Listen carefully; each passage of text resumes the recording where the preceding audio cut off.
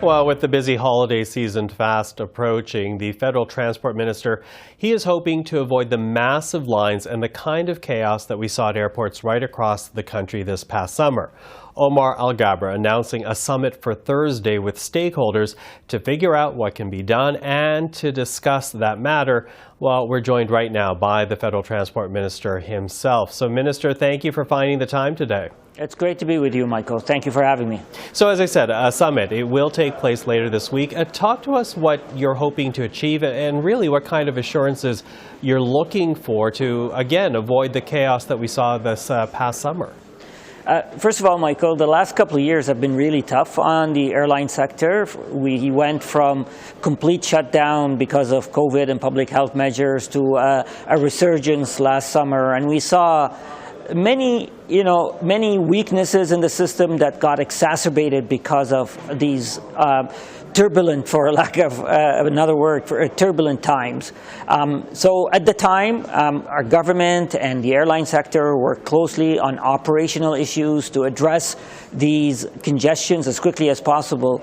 But it was really important for us to take a moment and learn from those lessons that we learned during that congestion period. So the summit is going to bring key players in the industry from airlines, airports, unions, and others to pose a number of questions about operational challenges, about systemic issues, about new technology. And the idea is, how can we address and be ready for the Christmas rush, as you alluded to, but also how can we prepare the system for the long term? And are you confident that we can avoid the long lines and the frustration? Michael, we're working very diligently with the airline sector. I've been meeting with CEOs and airports and telling them it would be unacceptable for us to see what we saw last summer during this Christmas season. Our government is working with industry as we speak to avoid it, and we're doing everything we can. But there are, as I said, there are some structural and systemic issues, some of which may not be implemented by Christmas, but there are operational things that are being done as we speak. Mm-hmm. And quickly, just an example of something concretely that you can actually point to. Well, the operational issues, we dealt with long lines for security clearance for new employees. We worked with airlines and airports and CATSA and NAV Canada to improve the efficiency and the importance of information that is being shared. And for me, this is an important example, Michael. There's a need to enhance the type of information that the various industry players share with each other. It's important to give accurate forecasts to other industry players so everyone can plan properly and efficiently. I would say this is one of my most immediate targets. Now, interestingly, as we're having this conversation today, we heard that there are dozens of countries and airlines right now essentially pushing for the UN International Civil Aviation Organization to make single pilot operations the norm for commercial flights. Now, ostensibly, this would address labor and cost issues in the industry. Would you be comfortable flying or allowing planes to fly to Europe with only one pilot on board?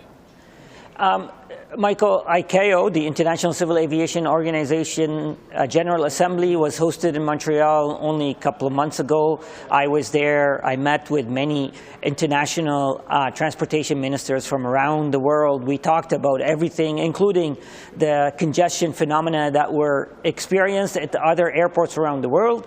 I think it's really important that we coordinate with other countries. However, let me just say, we will never compromise on safety. So I'm looking forward to seeing what proposals the agency or the organization presents. But I could tell you, I am not comfortable compromising on safety. And if there's any proposal that poses any risk to or potential to our security, we will not accept.